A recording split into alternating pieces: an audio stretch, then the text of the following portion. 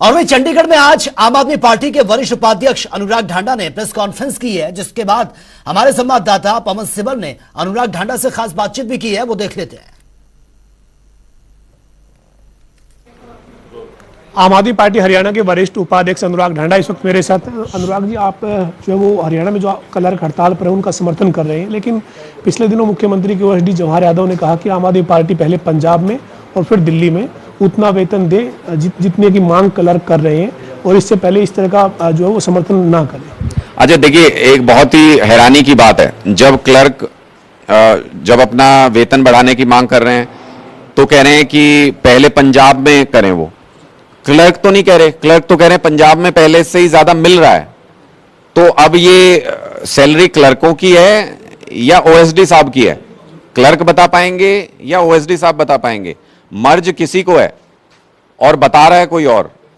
पहले जब किसानों ने यहां सूरजमुखी के ऊपर एमएसपी की बात की थी तो कहते हैं पहले पंजाब के अंदर दिलाओ। वहां किसान प्रोटेस्ट क्यों नहीं कर रहे? इनका दर्द ये नहीं है कि हरियाणा के अंदर किसान प्रोटेस्ट कर रहा है या क्लर्क प्रोटेस्ट कर रहा है। इनका दर्द यह है कि पंजाब के अंदर क्यों नहीं कर रहा है। पंजाब में लोग खुश हैं इसलिए नहीं कर रहे हैं, हरियाणा में लोग सेटिस्फाई नहीं है आपकी सरकार से, आप ठीक से काम नहीं कर रहे हो इसलिए कर रहे हैं।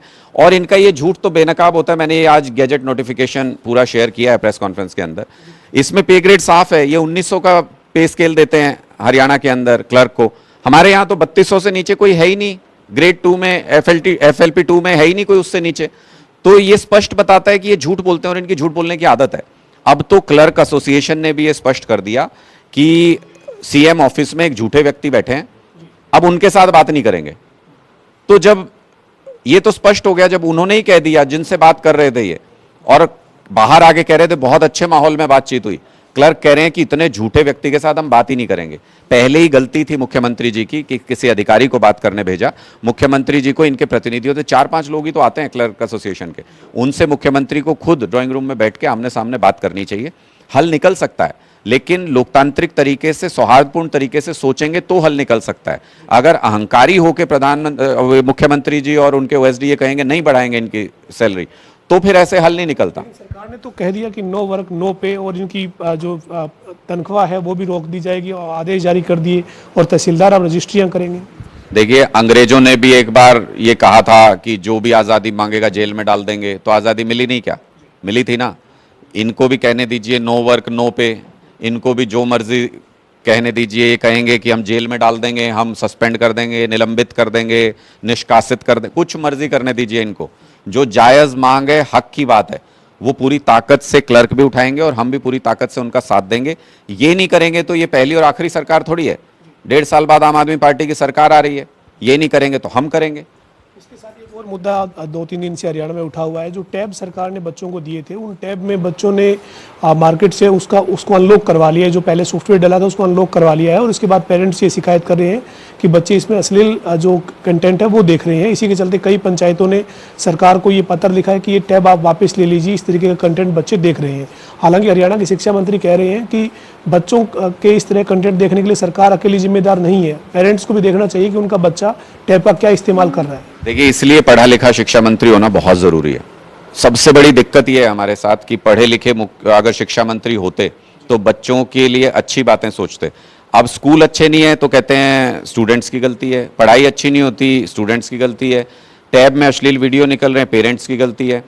जब सारी जिम्मेदारी बच्चों की, पेरेंट्स की है, तो फिर शिक्षा मंत्री की क्या जिम्मेदारी है? और अगर कुछ जिम्मेदारी है ही नहीं इनके पास तो छोड़ दें यार, कुर्सी से क्यों चिपके हुए हैं? तो मुझे ये समझ नहीं आता कि जब इन्होंने टैब खरीदे तो उसको बाकायदा उसका एक सुरक्षा चक्र होता है, उसमें सॉफ्टवेयर होता है जिसकी वजह से बाहर का कोई भी चीज़ उस पर यूज़ नहीं की जा सकती, कोई कंटेंट नहीं डाला जा सकता। वो इतना सॉफ्टवेयर इतना ईजी क्यों था कि वो ब्रेक हो गया?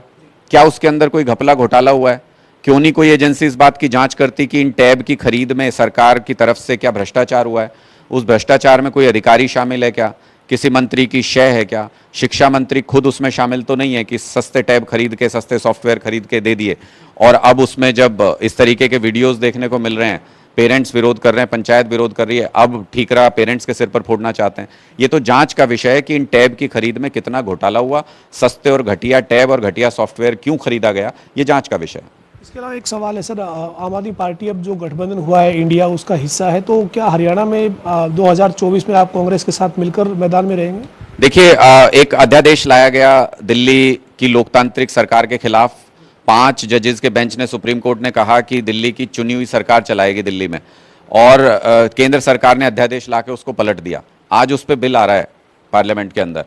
इसका इंडिया के सभी घटक दल 26 पार्टियां एक राय हैं कि लोकतंत्र की इस लड़ाई को इकट्ठे होकर लड़ेंगे, उस बिल का पुरजोर विरोध करेंगे सदन के अंदर, और लोकतंत्र को बचाने की इस लड़ाई में एक मंच पर आए हैं। आगे क्या चर्चा होती है, क्या बातचीत होती है, शीट शेयरिंग होती है नहीं होती है, गठबंधन होता है नहीं होता है, वो सब भविष्य की बातें हैं। उस पर जैसे जैसे जो भी चर्चा होती रहेगी वो हम आपके साथ शेयर करेंगे।